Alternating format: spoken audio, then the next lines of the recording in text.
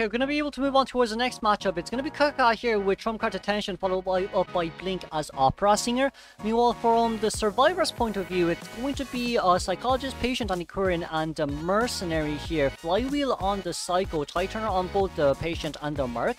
And of course, Psycho here with Windows Speed Boost. This is going to be the second game of AXIZ versus FAV, and let's just move on towards the game immediately then, shall we? Seems like we're going to look for Mercenary first, or we're just trying to play a little bit of a mind game here with the Mercy, but Mercy's not really playing that with you for Kaka right here, wanting to get rid of the Mercenary here. Mercy, in a sense, he does have elbow pads to contain with, but I guess when it comes to, you know, an Opera Singer, going to be able to catch up here pretty fast anyway.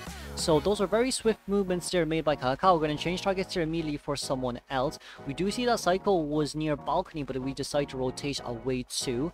But with the rotation out here, more or less in that case scenario, we just have to see how Apai plays this out, because Psycho triple hit here should be able to at least guarantee the tie. And of course, in Graveyard with so many pallets nearby to play around as well, that's going to be the vault over, and of course the pallet speed boost there apply. Currently being able to move on towards the next pallet here, but thankfully being able to play that pallet mind game there from Apply side. Kaka not being able to take a hit, but a blink open immediately. Around 70 seconds in towards the game right now. For Kaka, what he needs to more or less focus on is whether or not he can catch up towards the Psycho fast enough. But even with Psycho here on mind, we are holding on towards... Okay, we played that very safe right there. So we should be able... So we got the second hit immediately. It's currently 90 seconds in towards the game. But since we don't have Blink, it still will take a while. The pallets here has not been destroyed yet by Kaka. We do have a Shadow Dance there left to use, but it seems like Psycho could have got stuck just a little bit. And of course, from the Hunter's persona wise, it's going to be Trump Card Attention with Max Spell Breaking Panic alongside with Punching Effect, if I'm not wrong. But of course, as we do see here as well, it's currently 1 minute 50 in towards the game. Kaka just still waiting. I'm gonna commentate a little bit. Chill, sorry. My voice is dying for commentating like 9 hours today. Anyways, Felix coming in for the rescue. Felix, as long as Felix can just do a normal rescue here with the hook in and, you know, just not get hooked, just not move himself towards Opera, everything should be fine. But it seems like he doesn't even need to use the hook anymore, because that kind of just forced the Opera to play very careful, because we don't want a no damage rescue after all. For Psycho here, just take the pallet, take the window. Well, there's no window, but just take the pallet and go towards the deadest corner you can think of. Preferably not that corner is what I would like to say, unless you want Anti-Current to come in to harass, but this is not too far away from the chair, right? The furthest point away from the chair is actually near the other corner. Because with this one, oh wait, never mind, is it? Oh well, we probably won't be going towards Anti. Okay, we are going towards Anti. Okay, so mind games, nicely done. One. Are we gonna... Okay, wait, we want to hit Anti-Current here. We need to be very careful. That's gonna be another disarm. We need to disarm here. 2-second disarm. Psycho wants to get body block. Psycho definitely got the body block, but... The only issue here is it's very, very dangerous for the survivors. We've 4 survivors at half health. Now everyone just have to heal. But at least, thankfully, the thing is, Kaka didn't get rid of the pallets near this area, so it's just going to be a lot of pallet mining. We're going to be able to vault for that, and of course, the Psycho going down here. We do see both the Mercenary and the Anti-Current decoding together right now. Preferably speaking, I would love those two to heal, but it seems like from FAV Survivor side, it really is risky though, especially with the fact that when you hit Mercenary goes down, and then abnormal. That's one. That's teleportation back just on time, but of course Mercenary with a no damage rescue there. Mercenary standing there wanting Psycho to rebound kite, but Psycho already got hit past Mercenary there, so if Mercenary didn't realize any faster, it'd be a double down situation, which is even more devastating here from the survivor's point of view. We did manage to get an abnormal kick there though, but that abnormal kick wasn't the best. 2 reasons. Reason number 1 being the fact that it's accelerated decoding, and that's not the last cipher machine that the survivors are trying to lock. And then reason number 2 being the fact that right now in this case scenario, all what it takes is for a patient to go towards that 60% cipher machine and to pop it open. But now it's a little bit of a dangerous area here. It's 90% cipher machine decoding progress, which is great. But with a Anti here on mine, we are going to be able to pop open the cipher machine on Mercenary side. We're going to be able to TP back here immediately. Anti-Current only has 1 disarm left, so if we're going to go after Anti-Current, we'll go after Mercenary here. Deciding not to break the pallet there too. Okay. If Anti-Current can get a sweep, we can get a no damage rescue, and it'll probably be a little bit better here from the survivor side. Let's just see how Anti-Current does. Anti decide not to use. Anti, we got it. But that's a 1 second stop because there's a mercenary nearby. Okay. Beautiful flywheel, and that's going to be a no damage rescue. Very nicely done. Mercenary did manage to tank the hit there, though. Thankfully, a mercenary is still walking on the ground. It's just really a matter of time here for Psycho. Anti. We're going to be able to vault. That's going to be hit down. Hi, but even with that in mind, we don't have teleports, so even, I say for Kaka, he definitely could make it to stop the gate from opening, knowing that this is a professional Ivy player. Ivy has came out for 11 months now, so it's kind of to be expected. And of course, with that in mind, we're going to be able to get the TP back here immediately, realizing that we're able to push the patient very far away. Patient going back straight towards the exit gate hole, meanwhile utilizing a hook. The gate is currently at around 70% opening progress. And it seems like by the time we get a chair, the exit gate should be open. Let's congratulate a tie here for the Hunter. Honestly, that would have been, I feel like that even with a fast turn, that would have been a 4-mana endgame. We didn't, well, maybe abnormal there would be, I don't think abnormal needed that much, but let's move on towards the second half then, shall we? Okay, it seems like Shiking is going to run Hermit here for second half too. We're playing this we're big boy with big balls. Because there's a puppeteer on the team. And, well, I mean, since you're running, Warp 2 on Hermit. We've talked about Warp before on Hermit. You can act it like a blinker, you can act it like an extra teleport, you can act it like an extra Milkle Orb. So with Shiking, excuse me, voice crack. So with Shiking here, Warp Hermit is going to be really hard to play against, I would say. Especially with the fact that when we've already seen one survivor, they're decoding a Cypher Machine, but it seems like that Cypher Machine is not going to be linked up just so we want to survive. Oh, we used the orb there by accident, but I was saying just so we don't want, you know, the survivors to body block that much. But there is also a Seer on the field alongside Puppeteer, so this is going to be really hard for Shiking to play. Like, if you were playing Bonbon or Galang, this one, it probably would work a bit better, but you're playing Hermit here, in which, in a nutshell, Seer counters you, and Puppeteer counters you. But it seems like we're still going after Mercenary here. Mercenary, first level pot, you're currently being consumed. Our Warp is ready as well, but we still can't find a single target. Warp only works best if you can find a target. But it seems like right now, Seer will be spotted out here immediately. The Owl would be consumed. But it seems like Shiking there also couldn't wait any longer. So we decided to normally hit there, and then we're going to rotate a little bit around the outer side of this area too. For Atto there, with Windows, well, with Palace Speed Boost, Shiking did wait there a little bit as well, just for the effect to fade away. And after the fade there too, it seems like it's going to be Atto getting the blue. Okay, there's going to be Puppeteer changing to blue as well. I say for Puppeteer here, if Puppeteer can use Little Lewis to counter the hit, it probably will be for the best. Maybe. Okay, we have 3 survivors at red.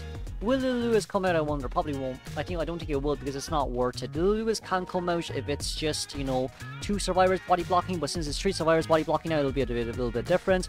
We do have the red orb, and we are going to be able to get the normal hit. Seer has been continuing for quite a while now. Seer, I'd say Seer probably will be able to get his Owl out pretty soon.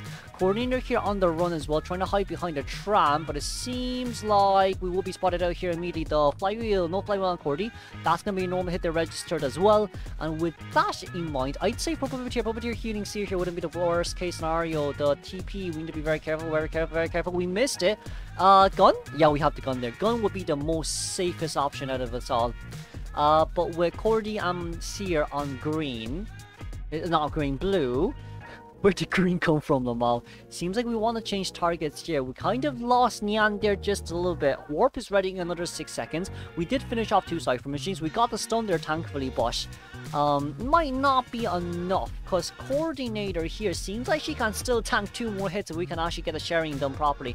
But with the Warp coming out, that's going to be an immediate distance pull towards the Cordy. And Cordy on blue right there. Sadly, we cannot change just yet, but seems like we are going to be able to avoid the teleportation orb, and it seems like, oh, we missed. The Puppeteer blue, nice blue. I feel like Puppeteer could have used a Little Lewis there. Personally speaking, I think Little Lewis would have worked there a little bit better, but you know what, oh well, it is what it is.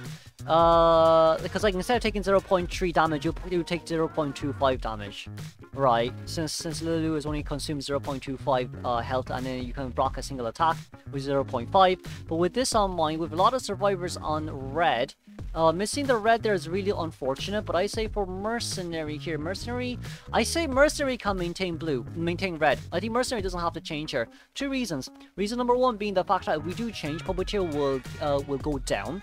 And then reason number two being the fact that Mercenary can still come into rescue right afterwards. It's just the fact that you cannot heal Puppeteer with his external traits. But like looking at the Cypher Machine decoding progress here, it does look more or less of a tie. It really does look more or less of a tie. Could 100% be a win potential here from the Survivor side as well, especially with the fact that they've accelerated decoding. But the only issue might just be the fact that Puppeteer will get hit down if Mercy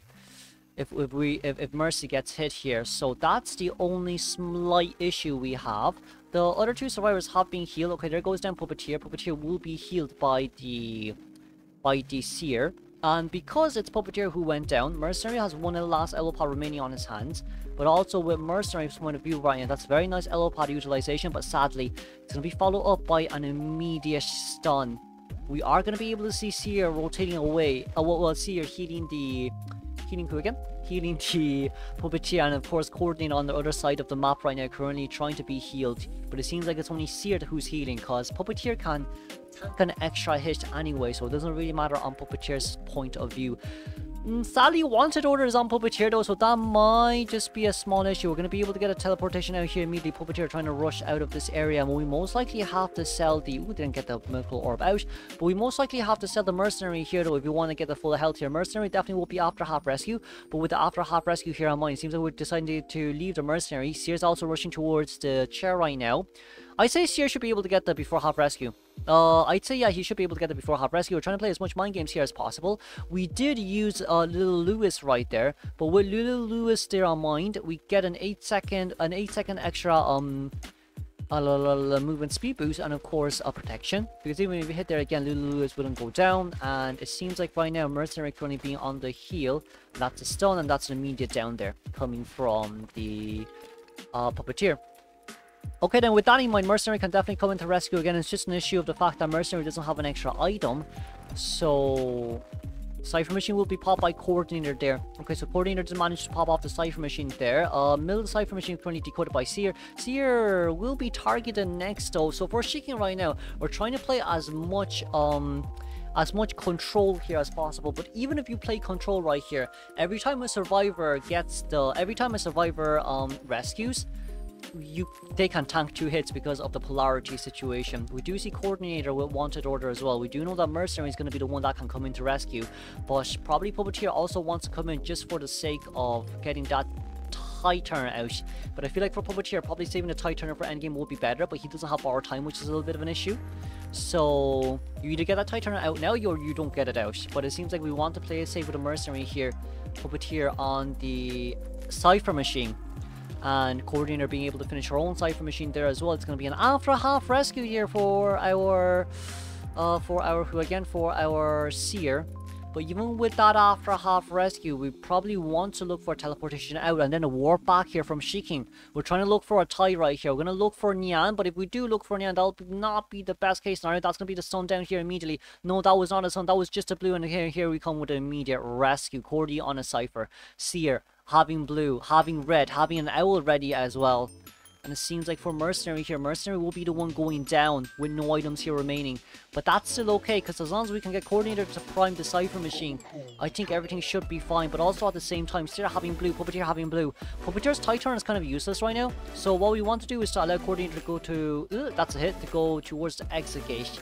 Try to just buy as much time as possible. We are going to be able to get that out. We didn't really link anything up here for the gates as well, so the gate opening speed is going to be pretty fast. That's going to be a beautiful palace stun, but we still managed to get the hit there though on Shiking, so that's brilliant. We didn't get it, a little bit overboard there on the teleportation, but even with that on mind, it seems like Seer will be able to get a red and we will be able to get a blue. Coordinator did change over there immediately, and that's the Seer going down here immediately. Puppeteer probably would heal a bit slower, which means in this case scenario, Seer being the second chair, he shouldn't really be too worried, but Mercenary also can't come in for the... Oh no, seriously, oh yeah, Seer was after half rescue, sorry. Seer was after half rescue, but now in this case scenario, Puppeteer got up, Mercenary opening the exit gate as well.